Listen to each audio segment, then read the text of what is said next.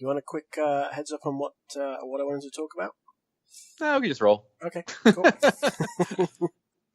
5, 4, 3, 2, 1. Puck short.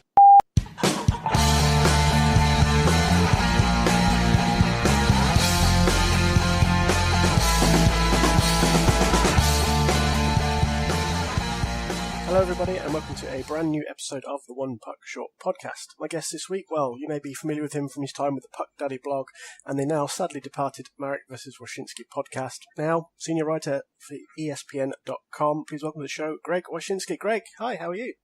Doing well. How are you? Thanks for having me. Yeah, I'm great. Thank you very much for joining me today. I did my little running order for the show, and there's a lot of chaos around the NHL right now. None more so than in Philadelphia, who not only started the year by giving us Gritty, the gift that keeps on giving, but they've continued to provide great content for all of us writers, podcasters, and broadcasters everywhere. This week, it's the coaching change, which they even managed to somehow bungle. Reports came out on Sunday. Dave Hakstol had been fired. It turned out he hadn't been fired at the time. He asked for a vote of confidence. General Manager Chuck Fletcher said no, and that was that.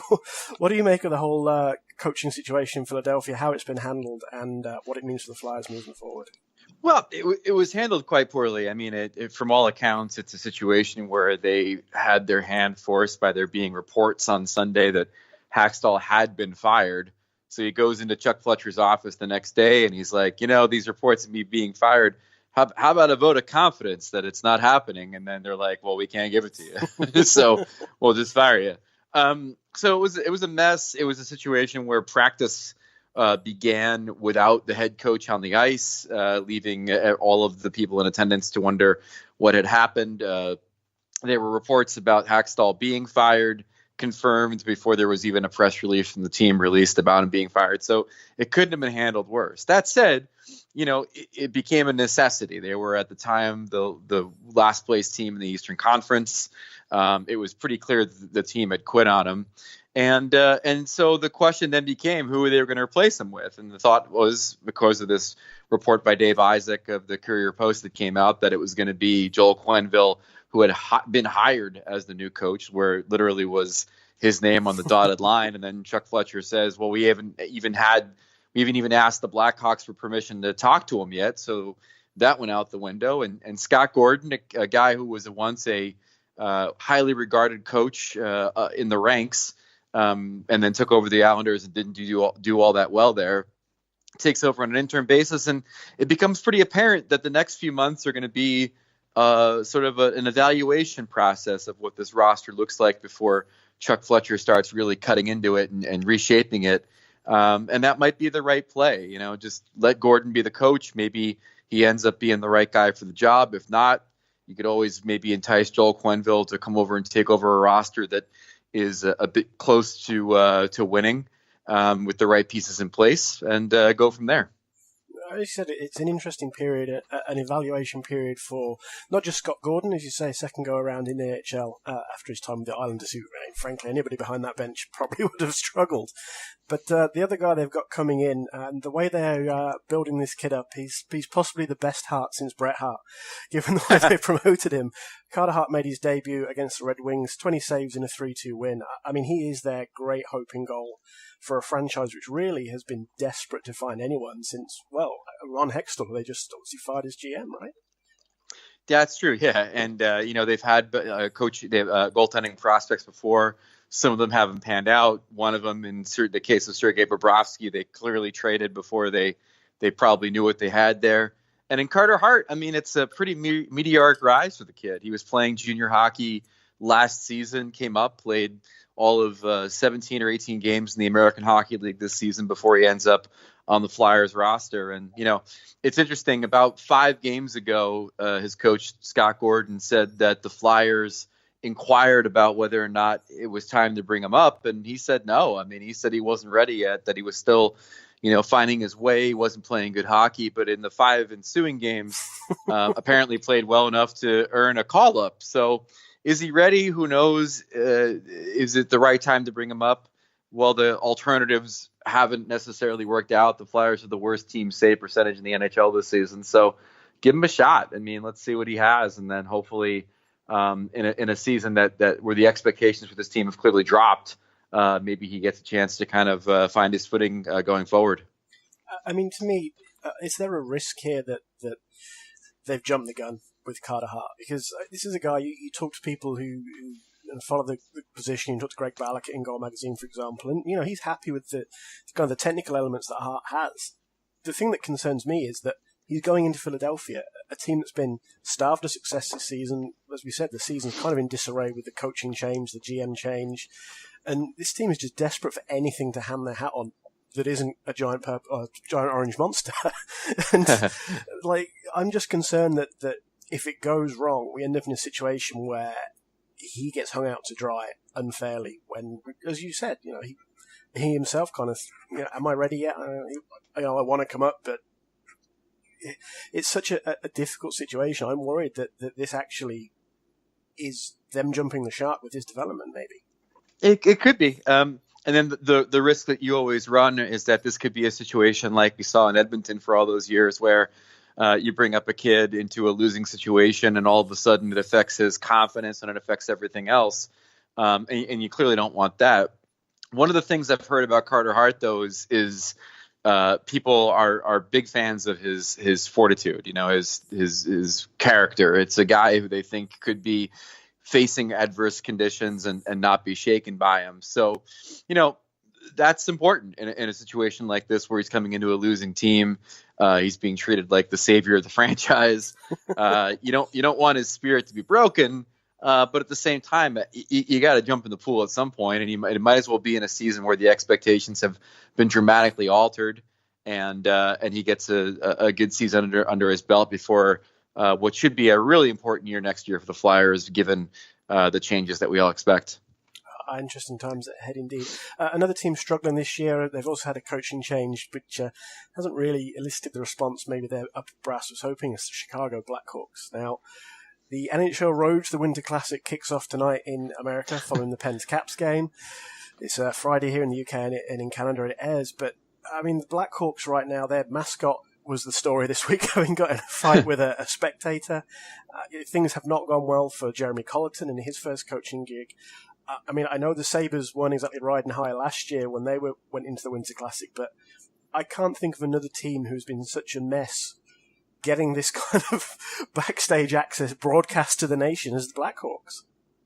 Yeah, it's been a down year. Again, that's why they fired Joel Quenneville, because you don't want to pay a guy $6 million for the next 2 years to just babysit a bad team, and they wanted to give this Jeremy Colleton guy a chance to hit the ground running. Team hasn't necessarily responded within the standings, although you could look at their play and say that they're getting a little bit better. But you mentioned the Winter Classic, and that's really the depressing part of this whole thing is that at the time when this was announced at Notre Dame, which is a pretty big deal for the league, not necessarily a neutral site per se, because it's the Blackhawks practice facility, in the preseason, but at least a site that's not in a cookie cutter baseball or football stadium in a home NHL city. They want it to be a big deal, and the bottom line is that when you have the Blackhawks involved and they're not good, now what's going to be the appeal to watch them? I mean, we've seen them so many times in these outdoor games. It's not even seeing a team that's a playoff contender this year. It kind of puts a damper on what's supposed to be a real big signature event for the NHL, and that stinks. But that's the risk you run rather when you have these big events, is that you announce them months and months and months in advance, and you don't know if it's going to be a turn of fortune in the standings or if it's going to be a major injury or whatever. So they're going to have to do a heck of a sell job to get people to tune in on New Year's Day, I think.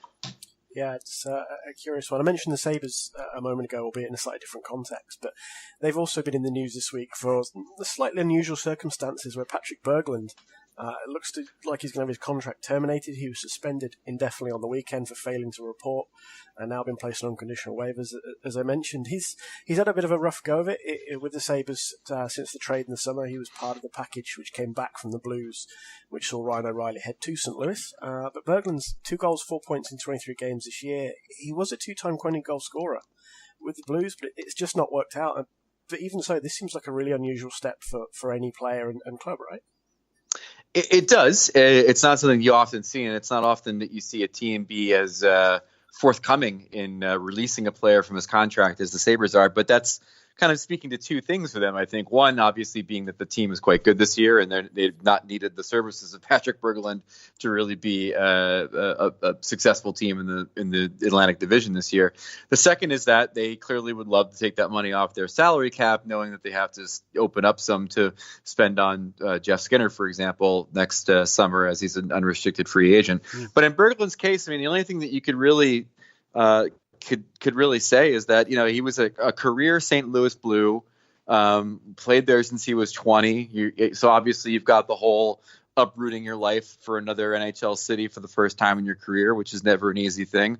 And then his ice time dropped by nearly 3 minutes from last season to this season, which tells you that his role has certainly changed on the Sabres versus what it was on the Blues, which I'm sure was also a contributing factor to his unhappiness. But he's leaving close to $13 million on the table and having this contract canceled. And Lord knows he's not going to probably be able to make it in another city, just based on what happened in Buffalo and what his reputation is now going forward. Interesting. Whether maybe Europe's an option for Berglund, the KHL or similar, do you think? I think he could find another NHL home. I just don't think it's going to be for anything close to what he was making, and I'm sure it's going to be something with a much shorter term.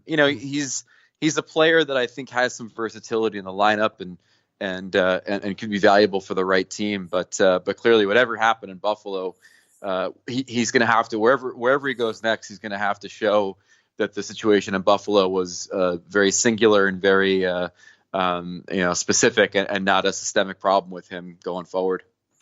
Staying in the East, not quite as chaotic off the ice, but certainly surprising perhaps on the ice, given they were a playoff team last year. Your own New Jersey Devils, Greg, struggling this year. 29th overall, 9 points outside of the playoffs right now. They lost 7-2 to the Maple Leafs on Tuesday night. What's changed for New Jersey this year? They were riding this high last year. Obviously, Taylor Hall had a fantastic season, but something just hasn't worked out for the Devils this year. Yeah, they suck. It's bad. I watched them against the Leafs, and it was just an embarrassment. It's three things, really, in thinking about it last night. I mean, the first thing would be their goaltending is not where it should be on an NHL level. Corey Schneider can't win a game. Keith Kincaid, they're asking a lot from him. And I think on most nights he gives you a competent effort, if not one, in which he's, stealing games. But there's also been nights when he's not been good. The second thing is that when you look at this roster as a whole, it's clear that the Devils were punching above their weight last year. There's only two finishers on this team, and they're both on the same line, Taylor Hall and Kyle Palmieri. The rest of the lineup doesn't scare you at all. I think that is a symptom of there having been a good 4 or 5 year stretch of bad drafting by the team, including Pavel Zacha, who was drafted to be a top 2 center in this league and may end up being a fourth liner based on how he's played. And then the third thing is the fact that this team was really, really tough to play against last year. They used their speed to disrupt things in the neutral zone. They had an amazing transition offensive game with speedy players going back the other way on odd man rushes and things like that. And for whatever reason, that effort's not been there. I don't know if making the playoffs knocked the chip off their shoulder or what, but that level of tenacity just has been absent for most of the season for this team, and it's been sort of inexplicable. I mean, are you concerned about their immediate future? I mean, looking at their roster, as you said, Palmieri and Hall are the standouts. Obviously, Nico Hischier is in only his, third year now? There's guys there who have youth on their side, shall we say. So is there a core there they can work with, and it's just a case of finding that second line center is a glaring omission looking at the roster and the holes they have? And is it something you think the parts are there to have a successful future? It's just they need some tinkering around that core? Well, there needs to be some more than tinkering, I think, just to add more talent to that roster and have them play the way that John Hines likes them to play. I mean, there's a lot of holes in this lineup. I mean, goaltending was supposed to be something they weren't going to be worried about with the trade for Corey Schneider several years ago, but I mean, his decline has been systemic for the last few seasons. The real question is, what does this all mean for Taylor Hall's future is the real question. He goes unrestricted. I think not this summer, but the following summer. He's going to be looking for a massive contract. I think he really enjoys playing for the Devils and being with the Devils and being with an organization that clearly valued him in a way that the Oilers didn't. But the speculation has always been that maybe he would want to go play in a market like Boston or someplace like that instead of in New Jersey. The real question is when he looks at this Devils team and thinks about committing 8 years of his life to this franchise, is there enough here to convince him to do it? Are the people in place in the organization that he feels confident about? Or is it going to be a situation where the Devils are going to be in the same spot the Islanders were in, where they have this franchise level asset that may or may not stay? And then if you're a team that's not in contention, what do you do with them? So that's the real game, is the one a couple of years down the road with what they end up doing with Taylor Hall. I want to take a quick swing to the West, because another team that kind of caught my eye for their lack of form lately is the Minnesota Wild. They're 3-7-0 in their last 10. They're 3 points outside the playoffs in a tough Central Division. But they haven't got past the first round since 2015. I'm kind of starting to wonder, does Bruce Boudreau start to come under pressure soon, or have they got enough there, do you think, to turn it around and maybe steal a wild card spot? I think that they're still very much in win-now mode, and if they're in win-now mode, I don't quite know what they could do better than having Bruce Boudreau as their coach. I mean, this is a guy who typically, gets his teams to an 100-point pace. If that's the case, they're clearly going to be a wild card team. They're streaky, and they've had moments this season where they looked like they were going to be charging up the standings, and then streaks like this where they kind of fall back into the pack. I don't know. I mean, I think his seat is hot just because his general manager didn't hire him there. Yeah. And probably hot anyway because he's Bruce. But I think any change in coach probably comes after the season's done. But who's to say? I mean, I didn't think that we'd see 5 guys get turfed this year already. So who's to say how many more coaches could get fired? Yeah. To pivot back to the East on that note, because we talked about some pretty lame stories, really. One of the sort of positive stories, maybe a touch surprising perhaps, is the Columbus Blue Jackets. Second in the Metropolitan Division right now. They have this whole cloud hanging over them with Sergei Bobrovsky and Artemi Panarin's future, obviously both unrestricted free agents in the summer. But, they've got some nice parts. I know you and Emily spoke to Seth Jones this week on the ESPN on Ice podcast, Zach Werenski, and this seems like a team which has something going for it, and so they're going all in on this season while they've still got Bobrovsky and Panarin. Do you think they have a shot maybe come the end of the season? They could. I mean, I don't think John Tortorella is the best playoff coach. That's one issue that they certainly have, I think, going forward. But, they've got a lot of pieces that you like, and they play a tenacious game that could give you, in theory, some problems in the playoffs. But, you mentioned Bobrovsky. For all of the renown about him being a goaltender that's going to get a lot of money in the offseason to solidify the position for someone like the Islanders or someone like the St. Louis Blues, he's not a good postseason goalie. and this has been a multi-year problem for him. And when you have a guy that you depend on in the regular season as heavily as they do Bobrovsky to be the determining factor between wins and losses in most of these games, and all of a sudden he turns into a pumpkin in the postseason, it really does undermine everything you're trying to accomplish. But like you said, we had Seth Jones on ESPN on Ice this week. He was great. Gave us a lot of insight into the team and gave us a lot of insight into how they are, whether they're trying to recruit or not recruit Artemi Panarin and Sergei Bobrovsky to stay. He said that they've kind of taken a more lighthearted approach about it in the dressing room than maybe the fans are taking. But it clearly is up in the air as far as the future of those guys. And in Panarin's case, I mean, it's such a critical decision whether or not a guy who literally can make a line work by himself is going to move on to another city or if he's going to stay in Columbus. Mentioned John Tortorella there, and that kind of ties in nicely with what I've termed the much too early awards discussion for this part of the show, because Tortorella, because of what he's achieved with the Blue Jackets, Does he come into the Jack Adams conversation at all at the end of the season? Oh, sure. I mean, it's possible. I think in the Jackets' case, it would have to probably be a division championship or something like that would probably get him renowned. Because you have to remember, when it comes to the Jack Adams voting, it's usually one of two things. It's either the coach of the most successful teams in a division or in a conference, and then it's the coach where the voters, and remember, these are the broadcasters that are casting their votes here, where the voters look at a coach and say, I can see the record last year, I can see the record this year, and I know that this is because of this coach. And so, you're looking at Bill Peters, the Calgary Flames, as being a front runner for this thing, probably based on how well they've played. You're looking at Ken Hitchcock, obviously having turned the Oilers around, being now in that conversation too. It's probably more likely going to be somebody who's coached teams from off the radar onto the radar. Phil Housley of the Sabres being another one. Then it's going to be, John Tortorella, just kind of getting the same results out of that team that he's gotten in years past. If the Islanders make the cut, do you think Barry Trotz gets a look in? Oh yeah, and I mean that goes without saying, and it also goes without saying that he'll get a look because of the incredible story that it would tell of a guy winning a Stanley Cup for a franchise that had never won one, and then kind of pushed aside because of money, and then ends up leading another team to the playoffs. Would be one that I can't imagine the voters aren't going to glom onto and want to publicize. I think at the moment the Vezina is probably John Gibson's to lose, the way he's played for the Ducks this year. The Calder, Elias Pettersson's to lose probably right now. The Norris really intrigues me, though, and I wonder, where does Thomas Chabot, do you think, figure in this come the end of the season?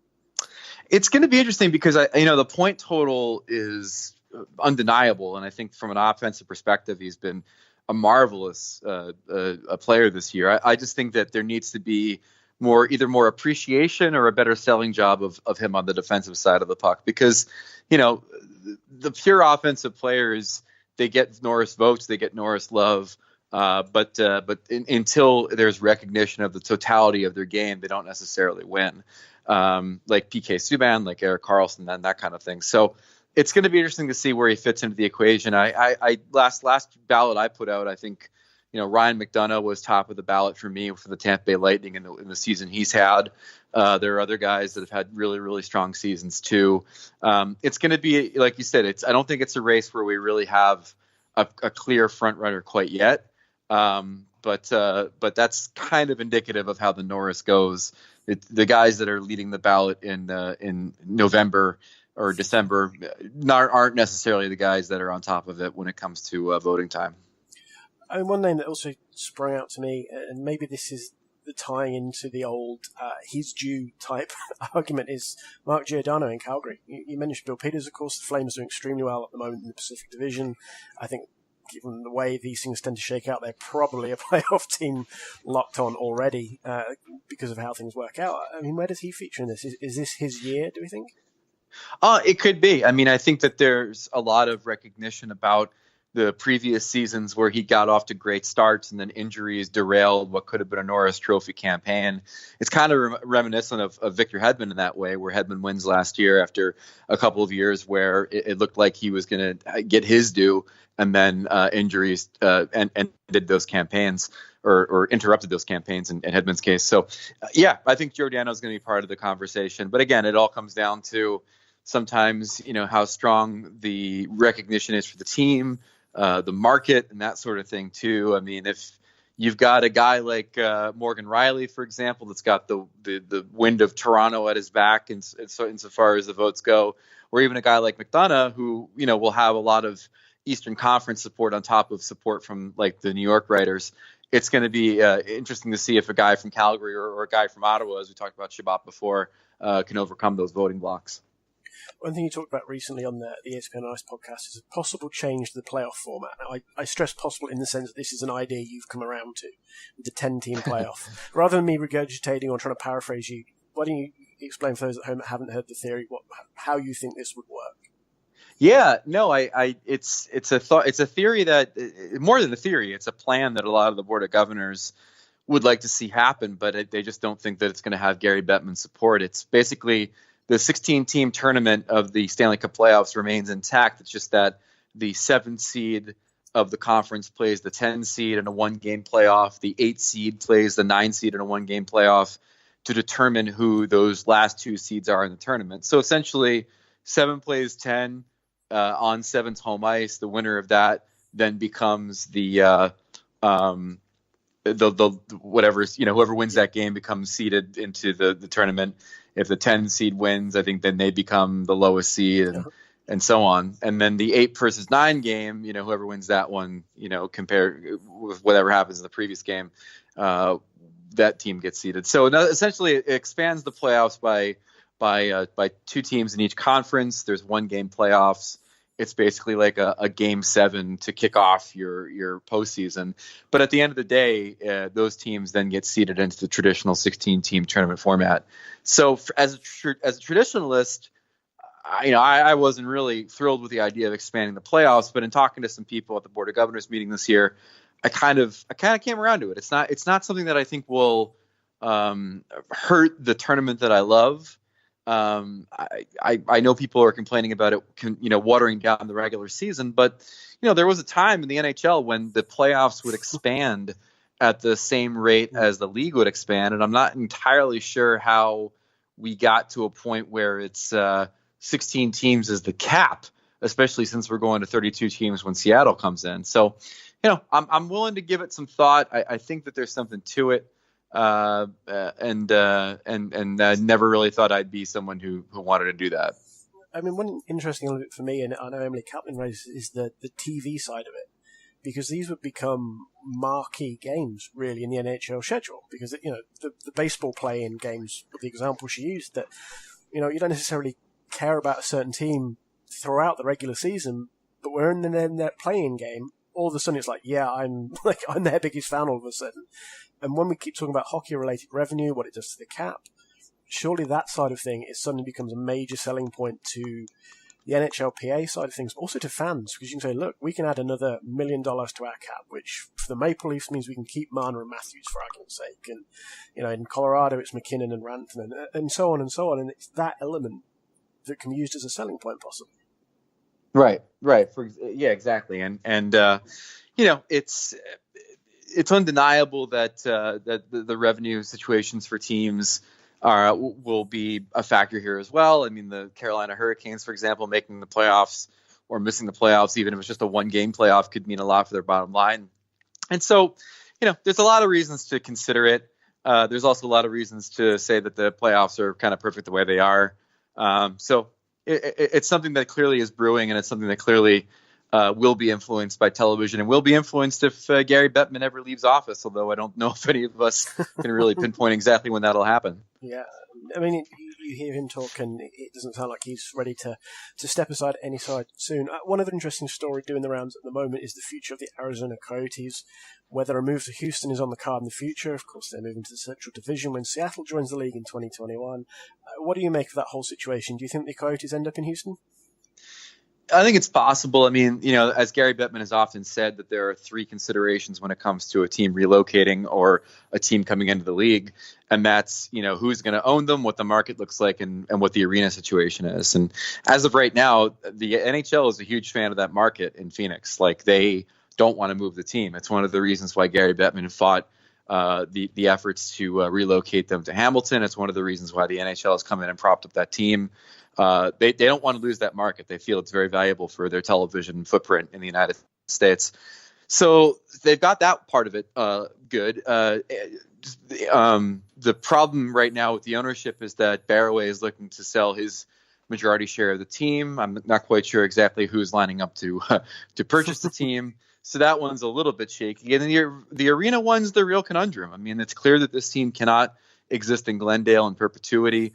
The arena's nowhere near where the fans are.